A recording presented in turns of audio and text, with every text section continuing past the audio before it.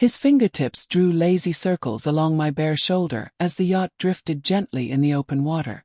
The breeze carried with it a salty whisper of freedom, stirring the curtains slightly in the moonlit cabin. I turned toward my husband, just 3 days into marriage, and studied the way the soft light cut across his face. His eyes held something I couldn't quite identify. Anticipation maybe, or unspoken truths waiting at the edge of confession. "Is everything all right?" I asked quietly, my voice barely rising above the hush of the sea. His smile curved in that familiar self-assured way that had made me fall in love with him long before we ever said our vows. "Better than all right," he murmured, letting his hand trail slowly down my arm. "But there's something you need to know about tonight." I didn't have the chance to ask what he meant before a sharp knock echoed from the cabin door. His smile only deepened. "They're here." When Ethan had revealed our honeymoon destination, a private yacht cruising the Mediterranean, I imagined days spent alone with him, immersed in romance and seclusion. What I hadn't expected was to be standing in our lavish suite, wrapped only in a silk robe, as my husband opened the door to 3 men I'd never met before. "Olivia," Ethan said with a warm, almost nostalgic tone, "meet my college crew." They entered with the kind of relaxed ease that comes from years of friendship and shared stories. The tallest approached first, his handshake firm, his gaze unwavering. "I'm Marcus," he said, "captain of this ship, and perpetual third wheel since college started." His eyes lingered just a second too long on mine, something unreadable flickering there that sent a sudden heat across my skin.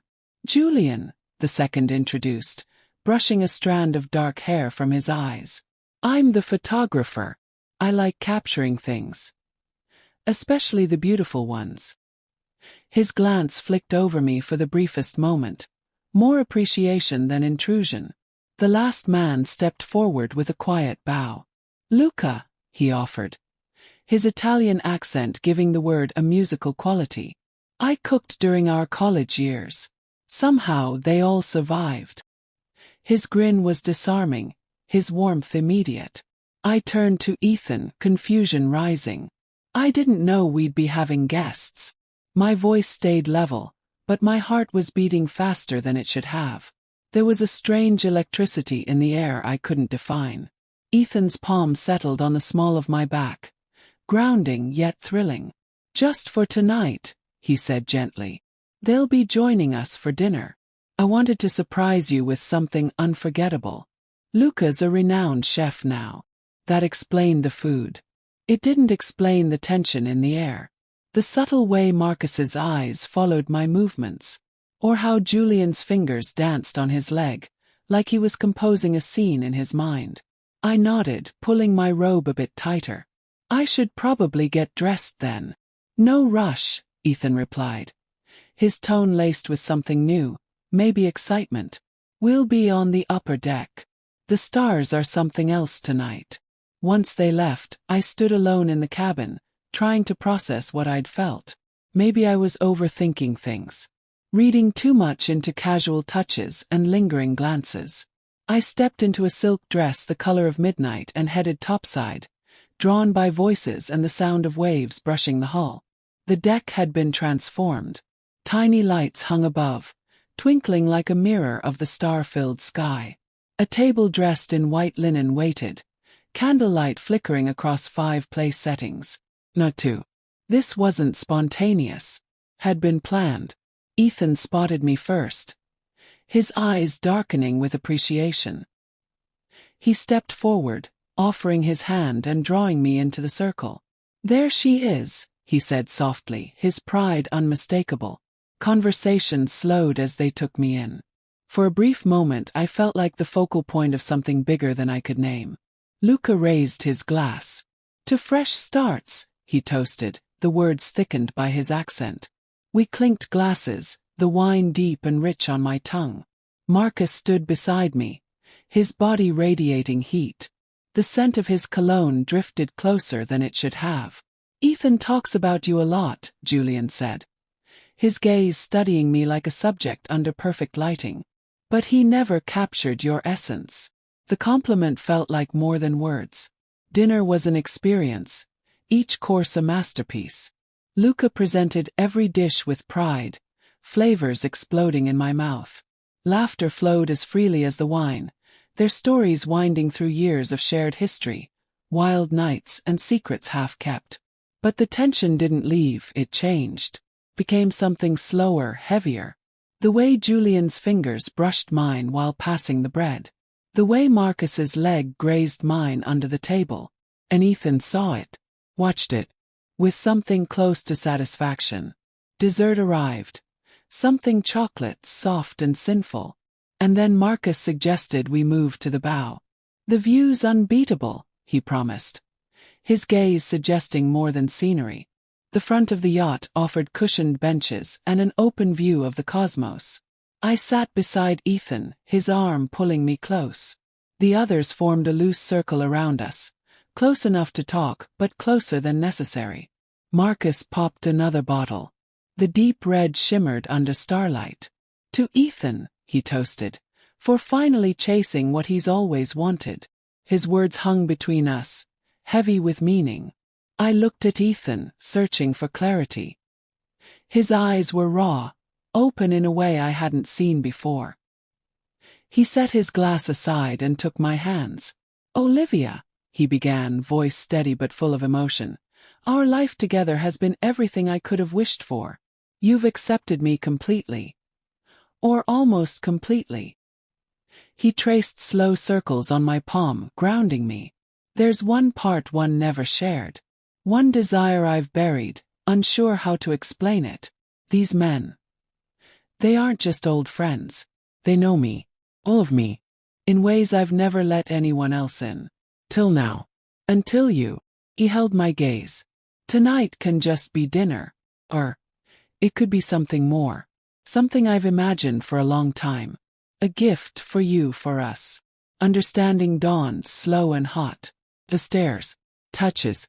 The setup. It wasn't an accident.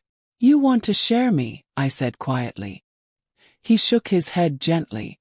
"I want to share us. I want to see you embraced fully. I want you to feel things you haven't yet. And I want to be right there when you do." My chest rose and fell with a shallow breath. I looked at the others. Marcus with his unwavering calm, Julian with his painter's eyes, Luca with his fiery presence. They weren't strangers anymore. They were possibilities. "I need a minute," I whispered, rising on trembling legs. No one followed. I walked to the rail and let the sea wind cool the thoughts racing through me. The night was endless, the ocean black velvet. My thoughts tangled. Shock should have come. Guilt maybe. But what arrived instead was curiosity. I wasn't a child anymore. I was a woman married to a man who just gave me the truth as a gift, not a command. When I turned back, they waited. Silent. Respectful. The choice was mine. I walked back, heart pounding, resolve building. "Tell me exactly what you're offering," I said, my voice calm. Ethan reached for my hand. "Just sensation. Just experience. Nothing more than you want." I met each man's eyes. A patience. Interest. But no pressure. "And if I say no?" "Yes." "We finish the wine and watch the stars," Marcus said instantly. No harm. No judgment. The honesty in that reply shifted something in me. I felt control return, no longer swept in a current but steering it. I stepped toward Ethan, placed my palms against his chest. His heartbeat thundered under my hands. "Then show me," I whispered, "what you've dreamed." His inhale was shaky. Then his mouth found mine. Not gentle this time. Not polite. But hungry. Around us the others closed in.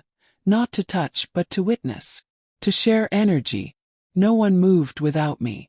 Ethan's fingers ran along the curve of my neck. "May I?" he asked. He nodded. The first strap of my dress slipped.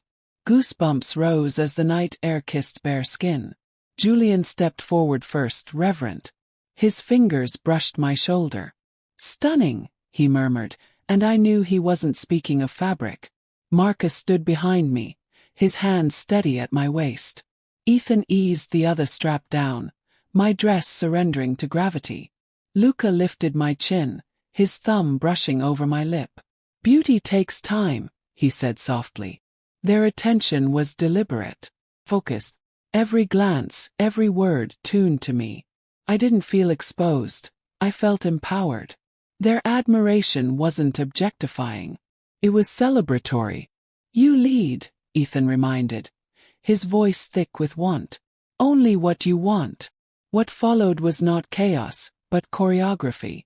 Every moment guided by my reactions. No pressure. Just presence. Just connection. Later, as dawn crept across the water, I woke in Ethan's arms. The others were gone. No tension. No awkwardness. Only warmth. Understanding. Any regrets, he whispered. Thought for a moment. Only that you waited so long to tell me. He smiled and kissed my forehead. The best parts of us are just beginning. And as the yacht cut through the morning waves, I knew he was right. This was more than indulgence. It was discovery. A doorway to deeper connection, unlocked by honesty and choice. And I'd never again doubt what it meant to be truly seen, and truly free.